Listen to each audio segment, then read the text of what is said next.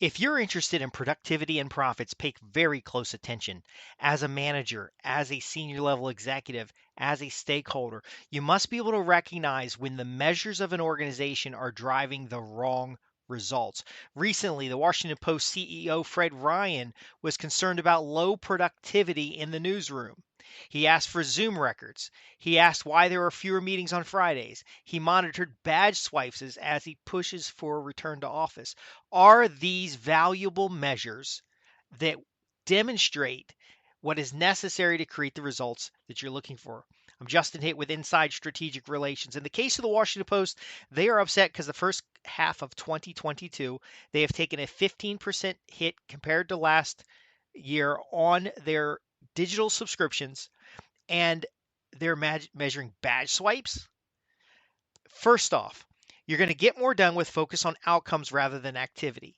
Whether or not somebody is in the office, whether or not somebody's having meetings, these things don't contribute to the outcome, which is being a catalyst here for these measures, the outcome, which is an increase in digital subscriber base.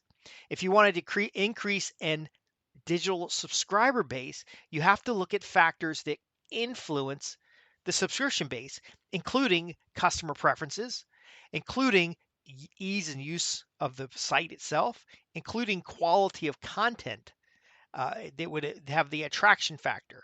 So they're taking a abstract concept and saying to the workers, just you have to work harder, you have to be in more meetings, you have to engage more, you have to have diversity, you have to be at the office, because they miss a fundamental measure that is the outcome matters more, and those things that influence that outcome matter more than the activity necessary. Now, I understand where this is coming from. Management wants every hour to be productive.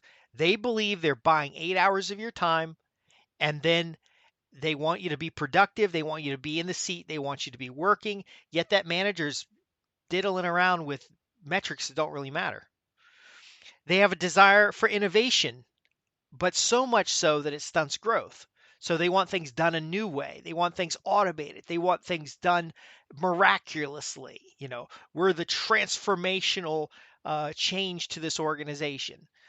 Well, no, sometimes very boring activities and very mundane and repeated activities actually create better results than the new way of doing things. A lot of innovation causes waste and problems. Employees get burned out. Now, why do they get burned out? First off, employees are easy to replace. If you look at this from the CEO's level, Washington Post can always get new reporters. Washington Post can always get new webmasters or subscription masters or content providers. There's always going to be something new in the news cycle that they can acquire or they can borrow or they can present to their audience. Employees are disposable, so why not burn them out? That's what a lot of executives think. If I can get them to do more work, if I can squeeze more out of them, they will solve the problems. Well, without a proper problem statement, root cause analysis, and plan, all you're really doing is churning people. You're really just churning people. Now, what's worse, and I opened with this, is that the measures are wrong. If you're concerned about digital subscriptions, you don't measure people in and out of the office. That collaboration is a myth. In the majority of large corporations today, employees in the same division could be in different parts of the country. So whether you're sitting in an office space or you're remote at home, everybody's remote to you. If you're in an office building and you close your office door and you have a video conference call with an offsite vendor and other people in the same building, then it's no different than being remote. What I'm advocating here is measuring clearly defined outcomes. Now, the outcome has to be, and we're going to talk about the steps you go through, because if you want to get results, if you want to change the success of your business or the success of your own bottom line, you have to understand where to focus the energy so that you actually get these outcomes. The number of meetings, the time in the office, all that is a distraction. What matters is what are we doing right now? What meaningful activity are we doing right now that drives the specific outcome that we desire? And stepping back from that, rather than pressure from stakeholders to amplify problems, meaning we don't have enough subscribers. Well, that's a problem. Um, the question might better be presented: how do we gain more subscribers who pay, stay, and refer? And in order to do that, we have to ask, what does it look like when we achieve that result? What is the clear outcome that we want to achieve? Now, not burning out everybody because we can get new people, not hiring employees for as low as possible so that we can later automate the process, or that we don't need as many experts for as long because we're gonna roll them over and get automation. What I'm talking about is a clear meaning of what success looks like. So in the Washington Post case, sure, more digital subscribers would be a beneficial outcome if those subscribers are profitable to the publication. What if print readers were more profitable? What if a mobile app with the news service there and member only content was there and that was more profitable? See, the quantity of subscribers says nothing about the quality of subscribers.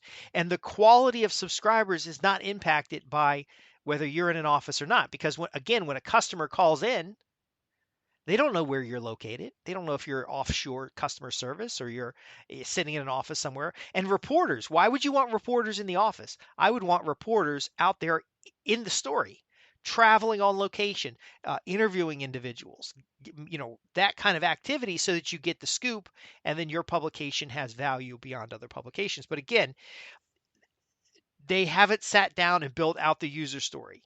Now, I know this because I can look at the news and I can tell that they're measuring the wrong thing. If Fred Ryan, CEO of the Washington Post, is looking at the number of badge swipes, they don't have a user story to look at the quality of the product for the end user. See, you could have people spread all over the world who never show up at an office, who never have any meetings, and still meet the measures of a quality service that the buyer wants. See, it's the service of the marketplace that trumps even the functionality of your organization. Now, as you build out these user stories, as you build out the requirements for the outcome that you desire, as you quantify that in the sense of what's the problem we're trying to solve for, what is its root cause, what is our approach, you're going to start building correct associations of measures. That means you will know if being in the office impacts the desired outcome. It's not a guess. It's not some middle manager who's 10 hours a day talking about how busy they are, yet they don't actually accomplish anything. It is a clear measure associated with a type of activity, and then we're not measuring the activity. It doesn't matter if somebody takes 5 steps or 4 steps, as long as the outcome is the same.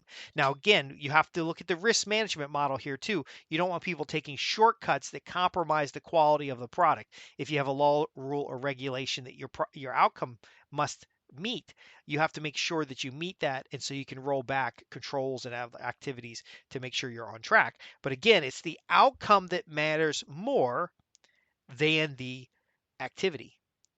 Because some employees, so in the case of a news reporter, if there's a 1,500 word article, some reporters can write that faster than others. Maybe the reporter hand writes it and then types it up, and that's how they do their process. Yet another one uses transcription, so they're able to record their writing at the speed of sound, and then they have a second party edit it. So there's different ways of getting that 1,500 word report or that 1,500 word news article, and then you got fact checkers and other things like that.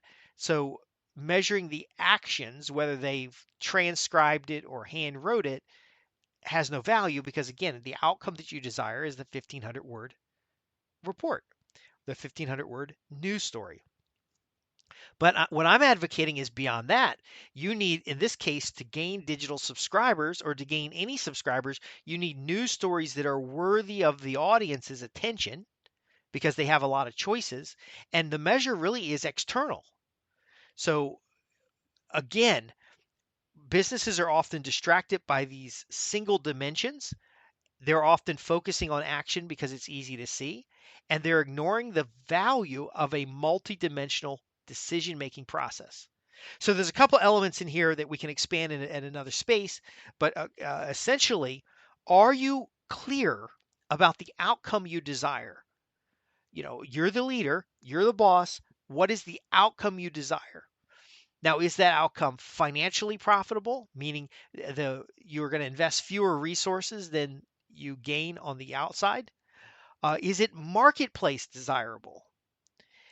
Is it something that is valuable to the intended customer? So you're going all the way down to the person who says yes to your offer. Does it serve them? Once you've got all that straight, once you've defined the outcome, once you've defined the measures of productivity in the sense of the result, then you can go back and look at process. But again, badge swipes, the number of meetings, what the context of a meeting has nothing to do with the outcome because in today's modern workplace, people can be anywhere. They can work from everywhere. You can use artificial intelligence to research, in the case of a newspaper, to research content ideas using existing content so that you can produce evergreen materials. And evergreen materials is something you can publish today and use for a long time. It's like the health tips or the fashion trend information that's in a newspaper. Uh, you could go in there and use live reporters for finding new stories. You could improve how you receive tips from the outside and how you follow up on tips. But again, when your organization goes public about whether or not somebody's in an office, whether or not somebody's an employee versus an independent contractor, all these nuances have zero value to get the outcomes that you're looking for. The only thing that matters is focusing on a clear outcome that's achievable, that's measurable, that's clearly defined, that solves problems, that has value in the marketplace, because that's the only way you're going to know what activities are meaningful to achieve that outcome. And then as you've developed the result that you're looking for, you need correct associative measures. And then those measures can't be single activity. They can't be number of badge swipes, time in the office. They've got to be multidimensional. What is our feedback from our customers? How are they moving down a sales funnel? Uh, are they returning to buy more? Are they referring their friends? See, I built my consultancy on creating and keeping profitable customers because that is the only thing a business should do. Now, they need to maintain the relationship with that customer so that the customer gains enough value that the customer is better off for your product. But I go one step further. So, Washington Post versus the Wall Street Journal. Does the news equip decision makers with the tools necessary to make better decisions? That is a more important measure. Now, if we're going to say, how do you measure that? Well, we want to look at our customer demographics. We want to look at whether they're, in a newspaper case, whether they're reading it during the week, or they're reading the business section, or are they reading it on the weekend only, and they want the Sunday paper for coupons. You've got to know your audience. Once you know your audience, you can determine all these other measures. You can determine all these other elements of approach. And please be mindful that when you start talking about return to office, when you start talking about quiet quitting, when you start talking about hours of productivity, you're missing the fact that a lot of successes these days aren't measured by the number of hours somebody puts into it. It's measured by the results that activity created based on a original plan, based on a core objective, based on an outcome orientation. If you want to be more outcome oriented, I've got a complete program on outcome management. It focuses specifically on how to detail what a successful result looks like and then come back and associate the activities and measures necessary to know that you're on track.